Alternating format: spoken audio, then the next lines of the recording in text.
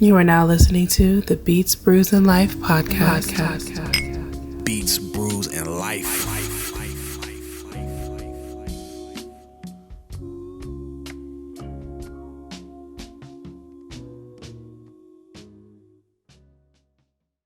Peace, everyone. Welcome to the Beats, Brews, and Life podcast. I go by the name Maurice Daniel. I am kicking it with my co-host and brother and beer Bernard. As always, what's up? And today we are kicking it with DJ Tag. Peace, brother. How you been, man? Doing good, Maurice, man. Thank you guys for having me on the show, man. Absolutely. It's for sure. Yeah, we've been wanting to get you on the show since we saw that controller I set. We was just like, kind of spaz, Man, I appreciate it, man. Absolutely. I appreciate it. It was a great experience, man. Glad that I was able to be with the Controllerized family, and dope. They really pushed me. I told Ra, I was like, I wanted to just do a regular set, and she was the one that pushed me to do the producer set. Yeah. And I'm glad she did. Nah, that's dope, bro. That's dope. Yeah, so we around here, what we normally do is we crack open a beer normally. Okay. Like during this portion of the show. I know it's a little bit early for everybody watching, listening. It's 10:46 in the morning. We are not alcoholics. Never too early. It's never too early to for a little turn up. We're not alcoholics. We're just lushes who happen to appreciate beer. Would you be opposed to cracking a beer open with us, sir? Would you like to drink a beer? Yeah, let's do it. Let's do it. How you feel, B? What do you think we should do, man? It is 10 something in the morning. 11 something in the morning. Whatever time it is in the morning. That's 8. This is 5. This is 8. This is 5. I know that. Okay, let's do it. What we got going on here? This is the 3 Taverns La Madurina. It's a pink guava, black currant, and sea salt sour beer. That sounds very interesting. There's a lot going rocking. on. I've had a couple of them. Thing with this though, it is packed. I don't know what it is. It's like a lot of yeast in there or something like that. So you can't really pour the whole can out because it just looks bad. So it's just like a lot of haziness going on in the bottom of the can. Okay. And it just kind of looks bad, and people just don't like to drink it. Okay. Tag, when you do drink beer, what do you normally? What's your go-to? What's one of your go-tos? I'm not gonna lie, I'm more of an ale guy. Okay. So I like the ales. Those are pretty good. Those are pretty good to me. Nice. Yeah, I'm trying to think, but that so more like easy drinking. Yeah, more like easy drink. Don't pour too heavy. I will not. We will be cautious. I'll try to stay away from the. Okay. It looks good, though. That doesn't even look like a beer. It looks pretty right. Yeah. See, you see the little floaties? I do. But when you pour the whole thing, it's a lot of floaties. I'm not mad at it. Wow. Yeah. It's got B12 vitamins in it. It's good for you. Cheers, good gentlemen. Thing to start your morning off. Yes. Cheers. Thank you, guys. Absolutely. Sure.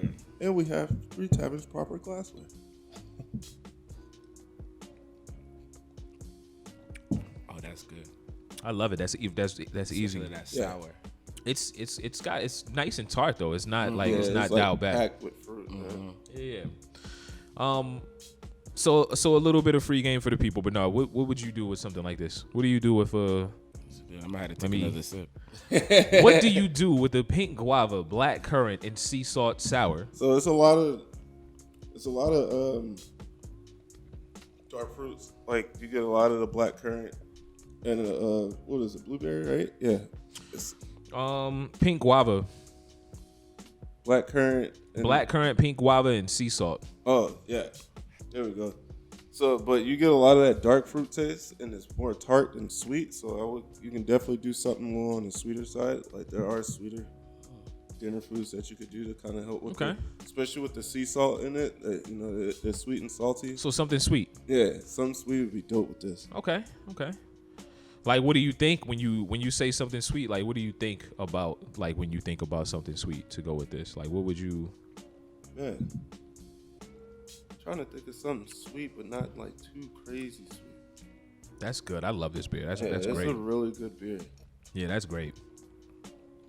I'm like, digging that. It still has the attributes of a beer too, like you said. Right. It's not that sweetie. It has that. Yeah. That beer taste. Like you could do something light. Like let's say you do pork. Okay. Salt and pork goes really well together. Nice. And then you do like a like a some style reduction, like a vinegar style reduction sauce with the pork or whatever, and that add a little sweetness to it. Like nice. With that'd be dope. Hell yeah. Well, you heard it first from my beer sensei over here to my left, Bernard. He knows more about this than I do.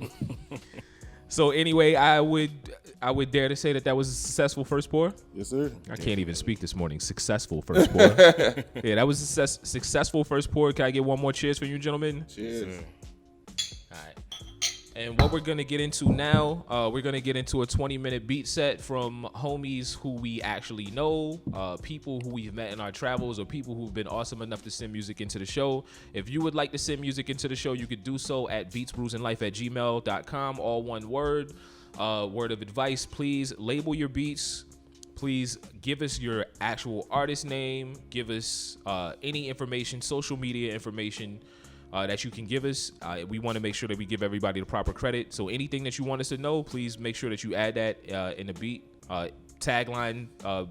In a what's the word that I'm trying to say? The subject line. It's too early. In the subject line, just put beat submission, and we'll review those. We'll try to get you worked into the show. But y'all keep it locked. This is Beats, Brews, and Life.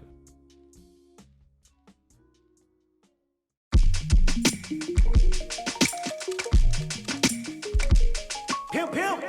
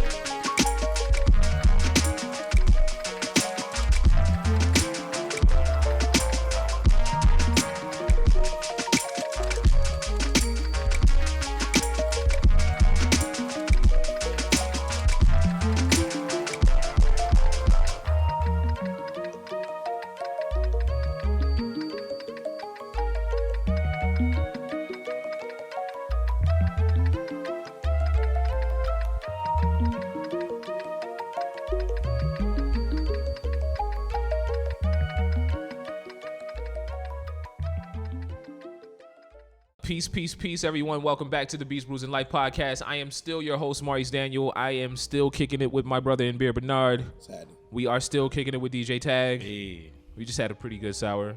Man, that was hitting for early in the morning. That was right. That's how you start your morning. Yeah, that's it. I mean, let's, you know what though? You know what? With the way that the world has been going, we should be starting our morning with beer man. lately. Yeah.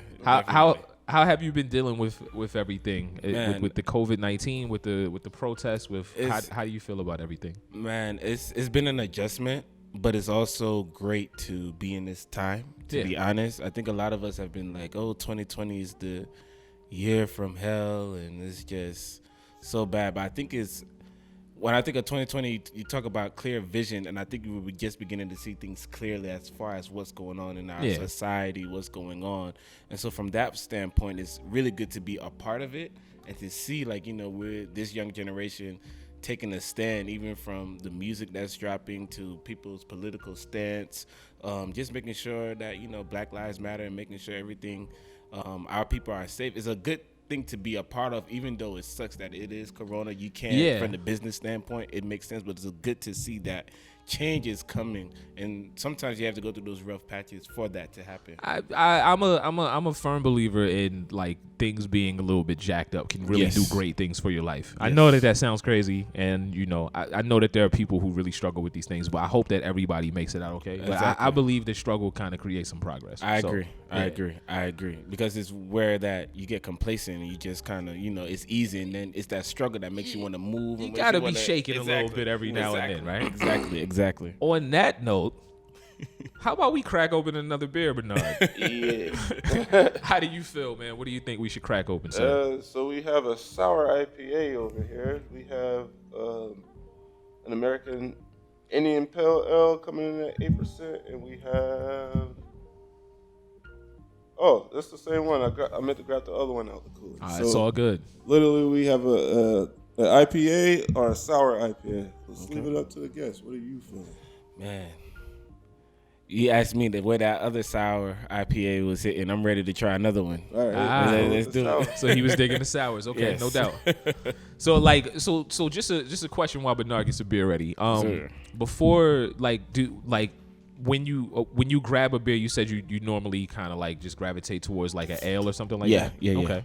You have like any go-tos like Heineken's or like what do you typically go to? Like what's your go-to? Man, that's a good question. The Modelo, actually. I'm not mad at that. The Modelo for just a regular store-bought beer is actually pretty good. You like the dark one or the regular one? I like the dark one. Okay. It's actually Negro. pretty good, and I was like, man, my cousin brought it to the house, and I was like, man, this is actually pretty smooth. Yeah. And so now it's definitely Modelo. It's funny because a lot of Africans do Heineken, and I don't care for Heineken. Yeah. At all. I don't know, man. I've had a relationship with Heineken. Okay, you know what I okay. mean? So it's like it's as much of a beer nerd as I can be, I do have some things that I like that are not so beer nerdy. Like I'm a Guinness extra stout fanatic. Okay, Like, that's my okay. thing. I drink Guinness on the break. That's like one of my favorite things ever. It never gets old. Really? It can never get old. It's beautiful. It's amazing. It's amazing to me. Gentlemen, cheers. Cheers. So right here we have value from the A-State. It's a sour IPA with Saburo hops, dragon fruit, passion fruit, vanilla, and milk sugar. Oh my God, I love that, yo. That's beautiful. It's a lot going on in there. Yes, sir. That's complex. Like, it's definitely- Y'all pushing the limits on what beers can be with this because Yeah. the way this tastes is like a punch or something. Yeah. I'm just Yeah. in all honesty. I mean, yeah. Beers get interested. Like I think really beers have taken some really interesting turns, man. Hey, so DJ Tag, Sir. let's talk about you. Let's not talk about beer anymore. Welcome to the show, brother. Hey, thank you for having me, man. It's been a long time coming. It's been a long time coming, man. Like we tried to get this popping. Was that like March? It had to be March. It was right March. when COVID. But like COVID hit, and had it's just just like touched down, nobody man. really knew what this thing was. We didn't know how to Man. operate. It kind of affected a little bit of how we were moving. Yes. But nonetheless, I mean, I'm glad we all took precautions because we're being safe. Wash your Exactly. hands. That's all. Hey, Damn you. Wash your hands. Sanitize your hands. So for the people who may not know who DJ Tag is, tell us where you're from. Tell us a little bit about yourself, man. So I'm from Atlanta by way of Liberia. By way of Liberia. I love think it. that's a good way to explain it. Okay. Lived in Georgia most of my life, but first generation Liberian. Both of my parents are from Liberia. Been doing music production for the last, we're looking at 2008, 2006. 2005. Yeah, it's going 15 back. years in. Yeah, 15 years in. I've been doing production. Nice, man. Because Nice. I started when I got into band in high school. I played the trombone, and I also used to write and arrange for the band. So I used to write Nice. the music and arrange for the band, and from there it led into production because we used to use a thing called Finale at the time, and I would have to write the notes out for each instrument, and then from there I just gravitated towards Reason, and then Fruit Loops, and then Logic, and I found myself getting deeper and deeper into production, which is where I live right now, and Nice. do that, and also DJ. Been doing that for 8 years. since DJing for 8 years. 2012, and I've seen pictures of you at Whiskey Blue. yeah, I Whiskey DJed Blue's there. dope. I love Whiskey Blue, man. I actually have a residency there. Nice, man. So before the COVID, I was there once a month. Nice. So I had a night, and I just dedicated to just different vibes. I had an event called For the People, and just play all kinds of music and different things. So a lot of people used to say Whiskey Blue was kind of stuffy, and now the vibe has changed. The vibe, I've come through a couple of times where it felt like inclusive of like a lot of different types of vibes, which I appreciate. Yes, so they've definitely grown because I remember how it used to be and to where it is now is pretty dope. Yeah. Yo, so as somebody who has roots in Liberia, yes, sir. Right? Like, how do you feel about how does world music for you like relate to hip hop? How does it all come together? Like, you know, it's crazy because we use a lot of elements you would hear in your trap and your rap.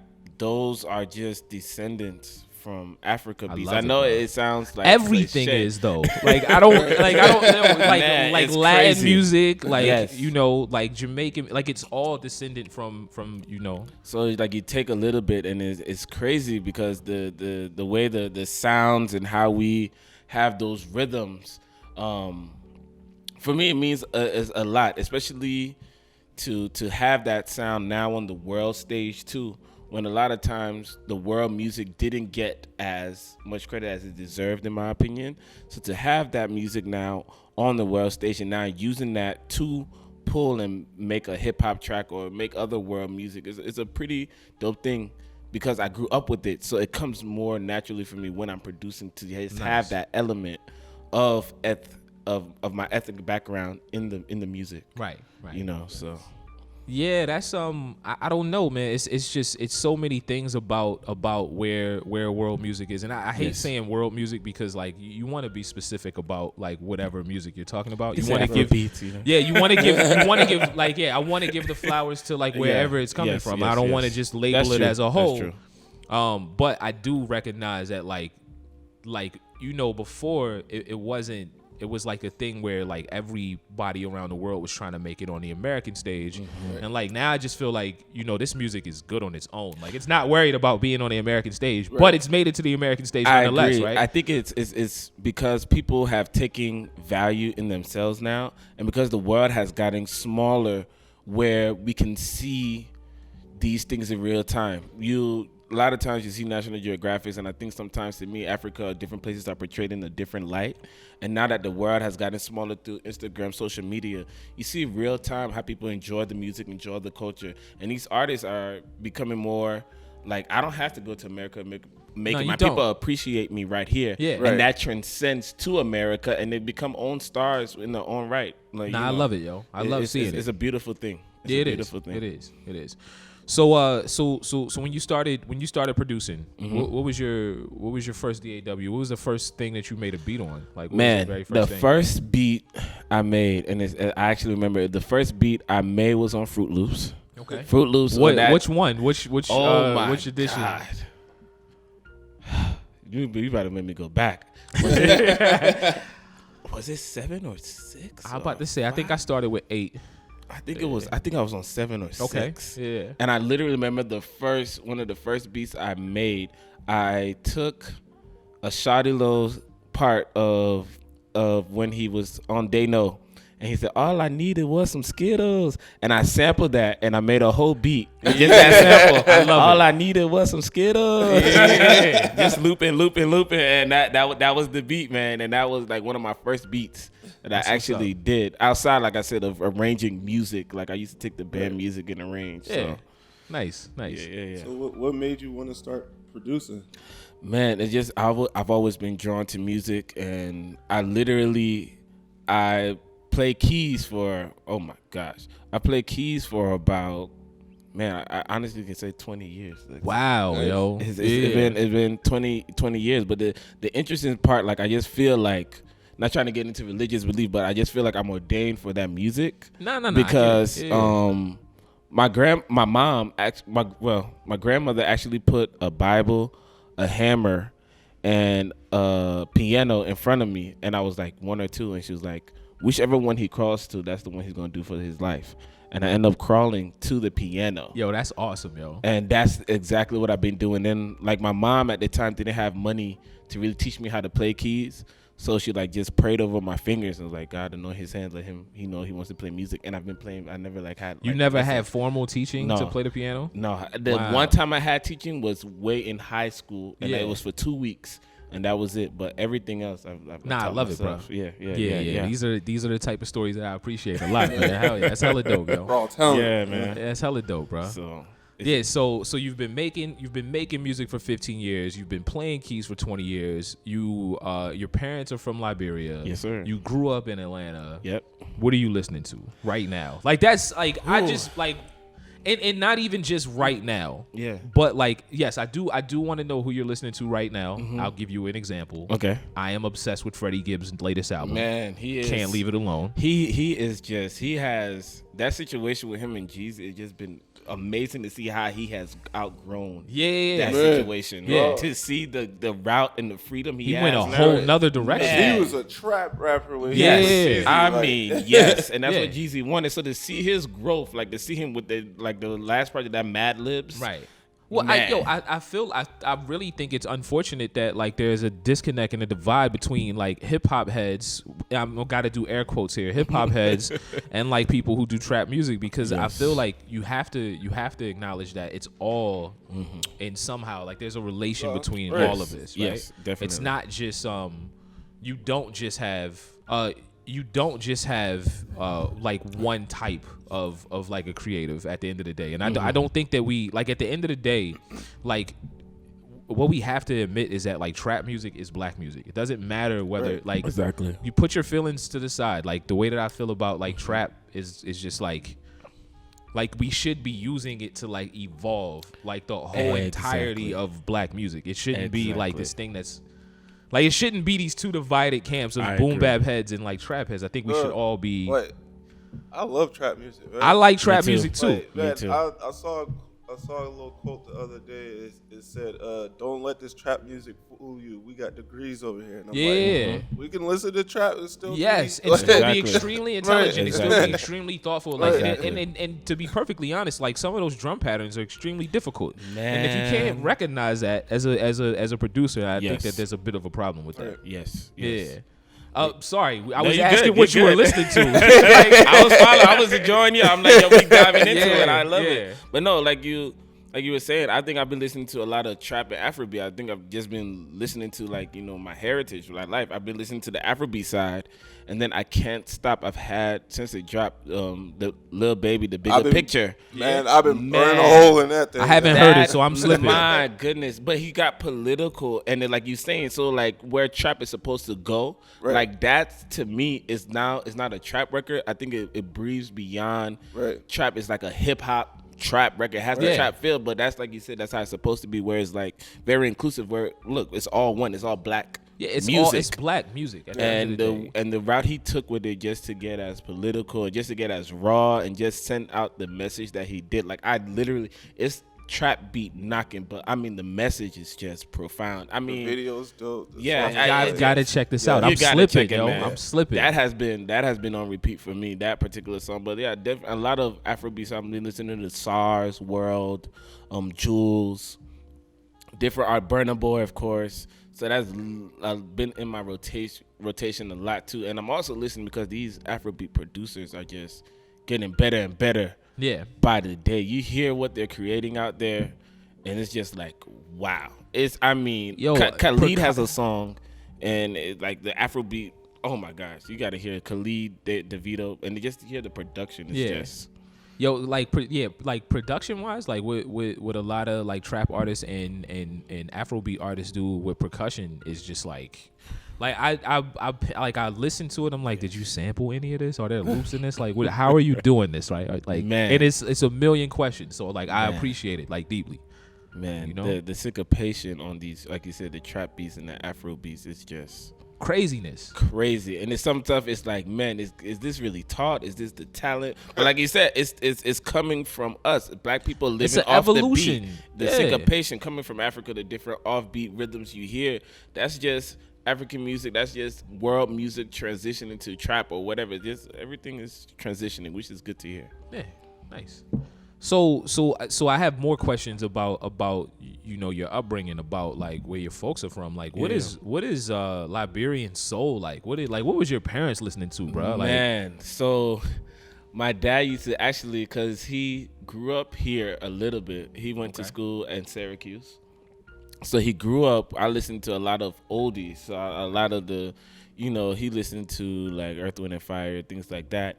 But then you mix it with, he actually used to listen to Fela Kuti. He used to listen to, we had different Liberian artists that we had growing up that we would listen to.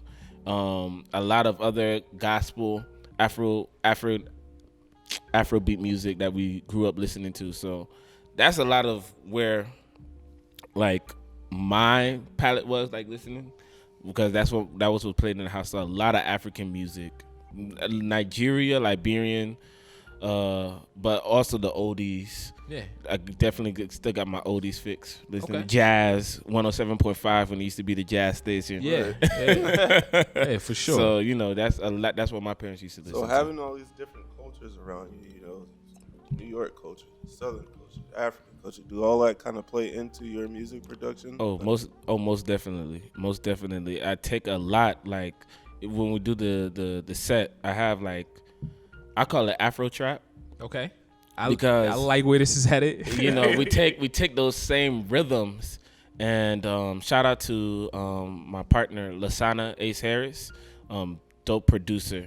But we take a lot of those elements and we take the trap beat, because that's about 100 BPM sometimes. You take that trap rhythm and then put the syncopations of the African music, which is also 100 BPM, or if you have it, you want to do 50, however you want to do it. But you take those syncopations and put over that slow trap. It's really the two cultures. I think it's really evident in the track my boy Lasana produced, Rapture by Coffee. Nice. So you hear, if you're familiar with that song, you can hear those elements of that, like that Afro trap with the beat knocking. So it pulls, like you said, just to answer your question, it just pulls from everywhere to have like that New York, that Southern, that Africa. That's the baby of it right there. I love it. That's what comes out. Yeah, I feel like the way that the world is getting like smaller for us all is like allowing us to, because like before, it might have been these extremely dope UK, these extremely dope African artists, these extremely dope artists from all these different corners of the world, and we were probably missing out on a lot of it. It's one of the reasons why I'm like so in love with sampling, right? But I just feel like for me being a sample based producer, like my pool of creativity, or where I draw my inspiration from, is endless. I don't know half the stuff in the world. Right. Feel me? There's still records out here that I can go dig, like way that like I've never heard, right? So like I love that aspect of it. Yeah, definitely, most definitely. Are you would you consider yourself to be more sample based driven, or are you more original? Like what do you find yourself leaning towards a little bit more? Actually, I think if I had to be honest, I can go right down the middle sometime. But I love sampling. Like when I first started, it was sampling. Like I said, with the Shawty Low record. So for me, sampling is like my baby. But as I've gotten into doing more of the world music and production, I've gone into creating my own, but using samples to give it a sound, make it stand out. So using that sampling in Afrobeat or world music is really dope. I love it. Nice. I love it, man.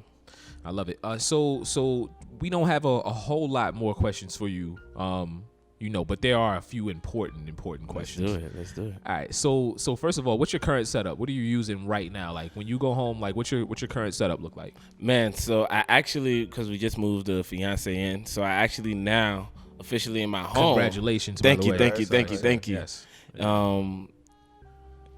I use right now in my home setup, I finally got my studio set up. Okay. So I have, my Yamaha's HS7s for my monitors, have the Yamaha Motif, the X8. I have, for my production, I use Studio One. Okay. I love Studio One. The mic is a Sterling 880. Boy, I'm really pulling. I'm trying to give you the setup. I'm trying to give you the whole. Yeah. I love it. I'm not mad. I love it. With the CAD audio shield on the mic. Okay. With the PF filter for so I have a nice little setup. Yeah. I got a nice little setup, and man, I love it, man. Finally having a room now. It used to all be in my room, so it was my room and my studio, but now I have a room dedicated Like, for the just for your studio, studio. Love it. for the DJing, it's all in one room, so it's really nice. Nah, that's beautiful, bro. Yes, That's sir. beautiful. So a question that we ask every producer that comes on the show, really important question. Drums first or nah? Man, it depends. It depends. It depends where you're trying to go. Drums do set the mood, but I feel sometimes, and I've been asking myself that question, so it's crazy that you bring that up. I've literally been asking myself that question. I feel like sometimes when you do drums first, you can get a little redundant, or it puts you in a box. It depends on how you flow. To me, since I play keys, and this is I'm literally been having this question with myself, like, because I play keys, I feel like now that I need to do keys and melody first because of how free flowing I am. When you do the drum beats first, you kind of get constrained. Yeah. You get constrained in that, okay, that between that 1 and 9 measure bar on the studio one, and you get caught right there and you end up just playing loops. Versus I feel like if you just start doing melodies, you can add the drums later to what you. So it really depends on who you are. And I've literally been asking myself that question, like, how do I want to go? Because I will catch myself where this sounds the same when I start with my drum beats. Yeah. But that's because I'm playing within a confined space. Right. Versus just having the melody to go first. So it really just depends. Okay. Good answer. I love it, man. I love it.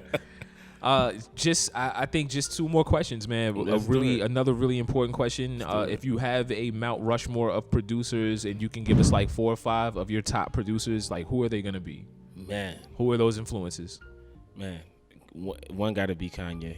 Sorry. Love it. Kanye was I'm the one that grew up. I'm the type of kid, like, my parents didn't play a lot of hip hop in the house. So like one of my first hip hop albums I listened to myself was College Dropout. Man, that's a great first album. Yeah, that was my first. That was my introduction.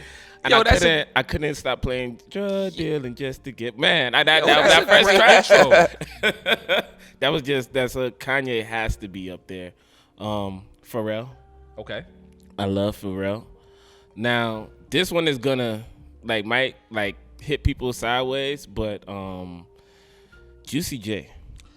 You know what? Juicy J. I didn't realize he's done it. Yo, really? To me, he produced most of the 3-6 stuff. Yes, Yeah. the him 3-6 and DJ him. Paul. Yeah, him and DJ Paul. Wow. Their stuff, to me, sonically, how they use those strings. They kind of changed for their trap. They changed a lot, yo. Yes, they really made a big impact. I can honestly say, I love 3-6 Mafia more so for the beats. For me personally, more so for the beats and just the actual songs. Yeah, I love their beats. They had good songs, but for me, it was always the production. Oh my gosh, it just chants and everything, the way they chant in it.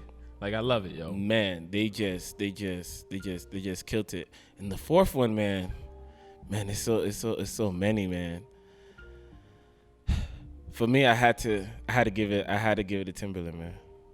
Nobody's gonna front on that. Yeah, I mean, you're not allowed to front on Timberland. It's just sometimes people give the I don't know, cliche answers, but Timberland is just. There's no way we can front on Timberland. Yeah. We're never gonna do that. Right. I feel like this might be the most different Mount Rushmore than anybody. It is, yo. On the show. I love it, yo. Right. I love it. Dope. Yeah, man. So that for me, those and a lot of sounds and elements, especially in my production, I pull from those people. I can honestly say, the strings over trap beats or different, those darker melodic sounds that DJ Paul and Juicy J bring, or the sampling with Kanye, or the intricacies of the rhythm by Timbo, and so I pull from a lot of those producers. And it's evident in my production. Love it, man.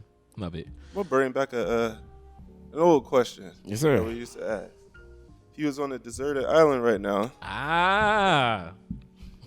what album would you bring? Okay. And what drink would you bring? And wasn't there one more?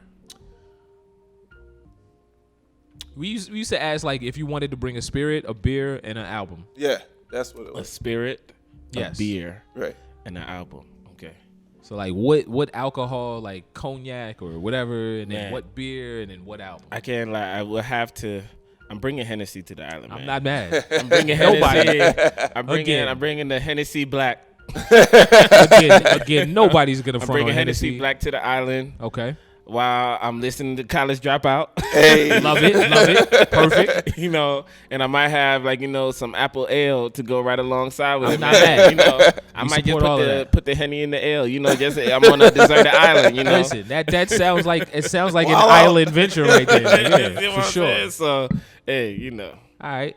Very, very last question. Where can everybody find you on social media? Where can we find your music? How do we get in tune with DJ Tag? Man, you can follow me at DJ Tag _ATL. If you're looking for my music, man, I produce for a lot of people, so I've been fortunate and blessed. I've done stuff for Lecrae. I've done stuff for Iggy Azalea. Nice. I've done stuff for Marsha Montano, Afro B. I have an artist named Toye that's really bubbling right now. He just did Colors. If you're familiar with that, Coffee just recently did that. A lot of underground artists. Colors is a big platform, man. Yeah, so Colors he just did. Platform. He killed it. He killed Colors. I've done some production. So literally, if you just look out there for DJ Tag, you see like a lot of my stuff has that. Produced by DJ Tag. So I've been fortunate. I've gotten some credits. That's awesome. Along the way, Little Uzi Vert. I forgot. Yeah. Nice. So I've done some stuff. Hell yeah, man. Hell yeah. So DJ Tag everything. Don't worry. Like when we put these links up, we're gonna put your links in it. We got you. Yeah. DJ Tag. Sure. You can find it on Facebook. You put DJ Tag. Instagram DJ Tag _ATL. Twitter DJ Tag ATL. And I'll come right Got up. you, bro. We gonna blast off with you, yo. Man, I appreciate it, man. It's been fun here, man. Y'all got me right up this morning, man. I'm loving it. Tag, man. Thank you for coming through, brother. We appreciate thank you, man. B. Maurice, man. Appreciate you having me here. Absolutely. So what we're gonna do right now, we're gonna get into this 20-minute beat set with Tag. Do not miss this. We saw him lose his whole entire mind at Controller Eyes and Spaz. Keep it locked. This is Beats, Brews, and Life. Cheers. Peace.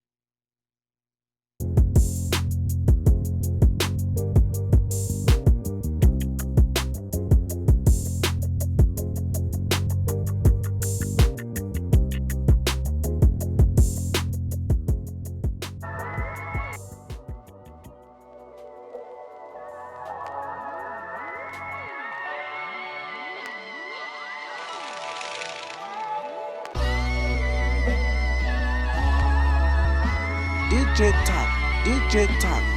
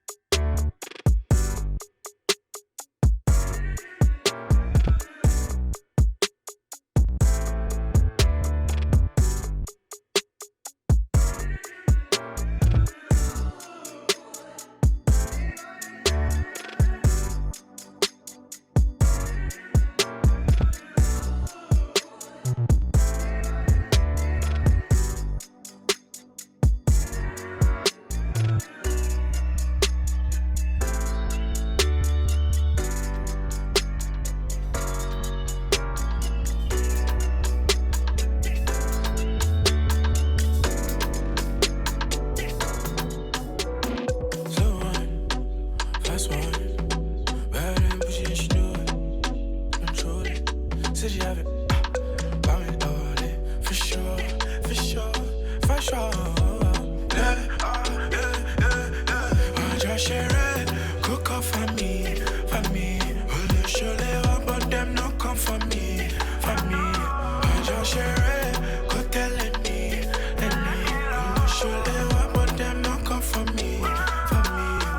Say she have it slow, fast fine, rewind. Say she have it slow, fast fine, rewind. Say she have it show me something slow, fast fine, rewind. Say she have it slow, fast fine, rewind. Say she have it good dead dog. Love talking, knocking wall. She didn't make me let's go down. Would you hit me with that dog? Any day, oh, see me on the floor. Sabi with the do me quick on the go. Tell me say you wanna make quick on the go. See me so, say she done the call for sure. You didn't make me wait for sure, baby, my love, for sure. Baby girl, I don't need anymore. My own, if I do BT, I scream, go yeah, me, oh, yeah. Oh, just share it, go come for me, Well, you surely want, but them not come for me, Oh, just share it, go telling me, Well, you surely want, but them not come for me. Say she have it slow, fast one, rewind. Say she have it slow, fast one, rewind. Say she have it show me something slow, fast one, rewind. Say she have it slow, fast one, rewind.